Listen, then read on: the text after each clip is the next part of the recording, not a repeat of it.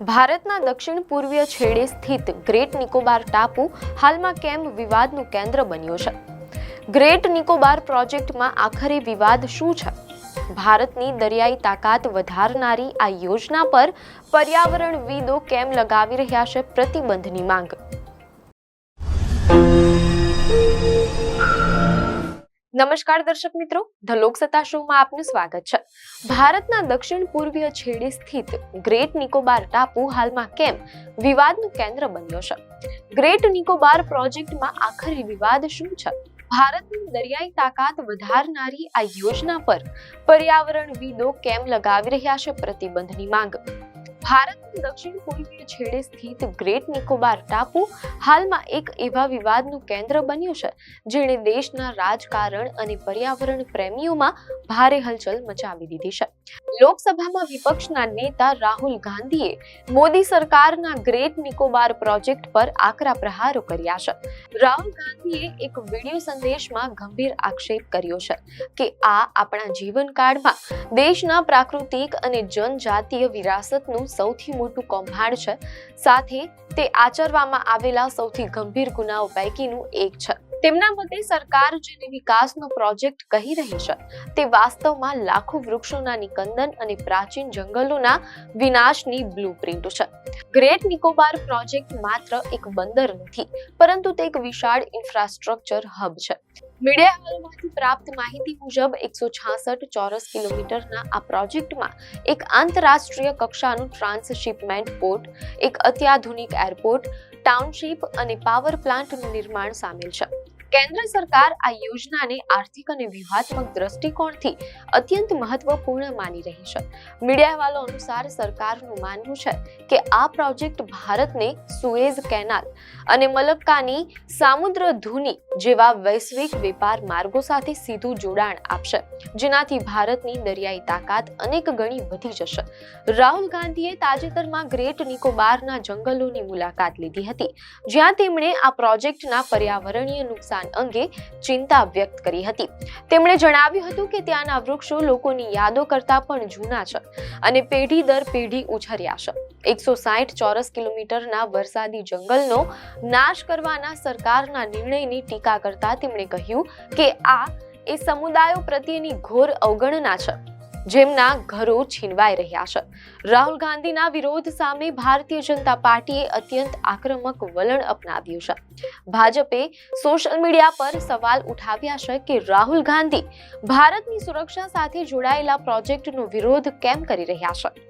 ભાજપના મતે આ પ્રોજેક્ટ હિન્દ મહાસાગરમાં ભારતની શક્તિની ઘોષણા છે. ભાજપના નેતાઓએ એવો પણ આક્ષેપ કર્યો છે કે ચીન પોતે આ પ્રોજેક્ટ નથી ઈચ્છતું અને આશ્ચર્યજનક રીતે રાહુલ ગાંધી પણ તેનો જ વિરોધ કરી રહ્યા છે.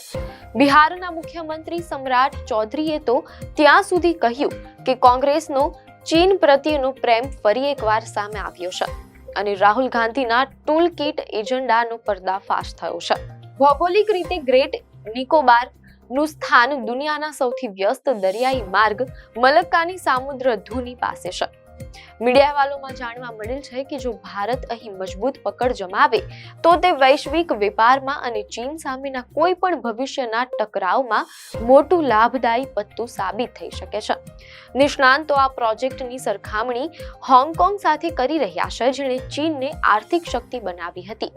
અહેવાલોમાં એમ પણ જાણવા મળેલ છે કે ભારત સરકારનો અંદાજ છે કે 30 વર્ષમાં જ્યારે આ પ્રોજેક્ટ પૂર્ણ થશે ત્યારે અહીં લગભગ 6.5 લાખ લોકો વસતા હશે અને તે વૈશ્વિક પર્યટનનું મોટું કેન્દ્ર બનશે.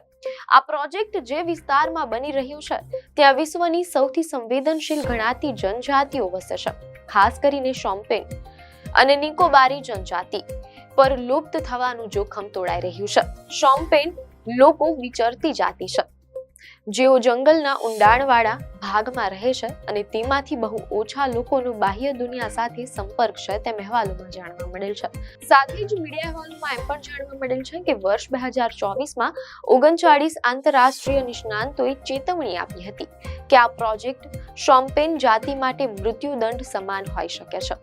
બહારથી આવતી મોટી વસ્તીને કારણે ફેલાતા રોગો અને આધુનિક દબાણ તેમની હજારો વર્ષ જૂની જીવનશૈલી અને અસ્તિત્વ જોખમમાં મુકાઈ શકે છે.